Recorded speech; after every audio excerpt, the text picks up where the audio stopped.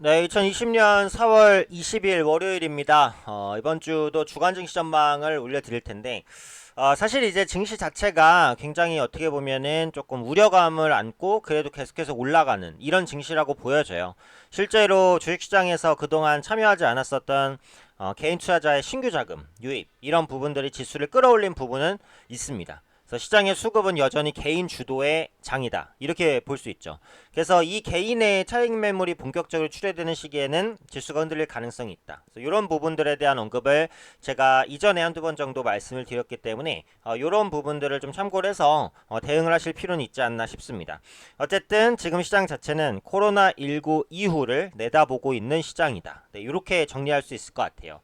먼저 미증시부터 한번 보겠습니다. 미증시 지난주 상승 흐름 보였죠?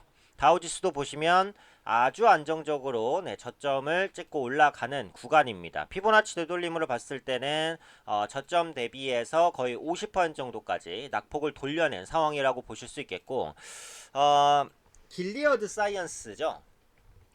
사이언스의 렘데시비르입니다. 길리어드 사이언스의 이 렘데시비르가 코로나19 치료에 효과가 있다라는 소식에 투자 심리가 개선이 됐죠. 이 렘데시비르에는 그 바이러스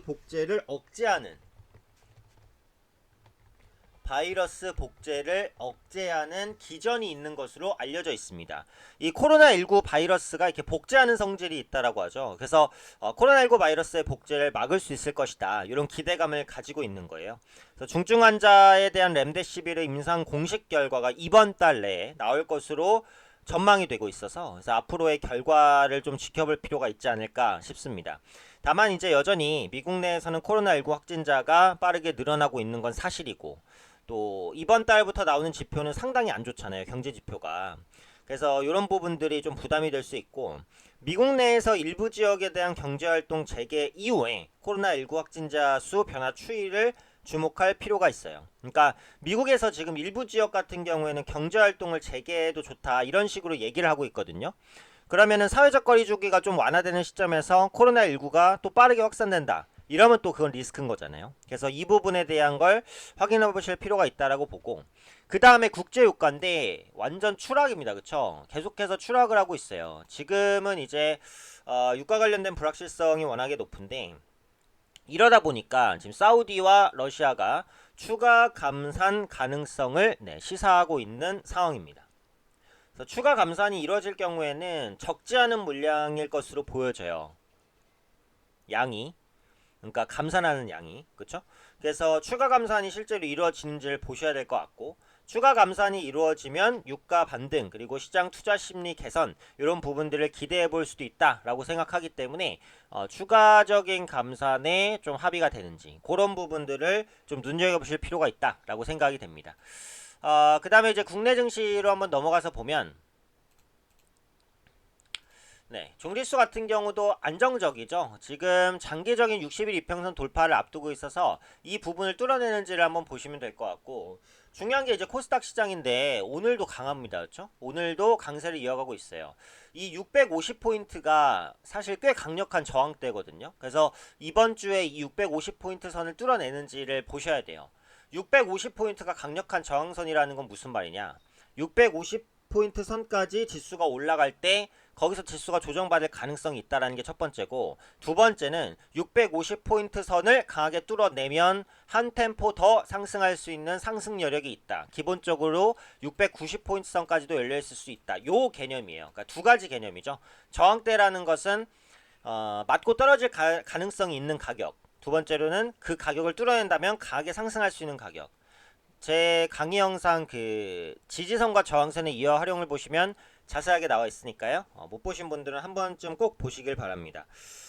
그래서 결국은 이제 이 부분이에요.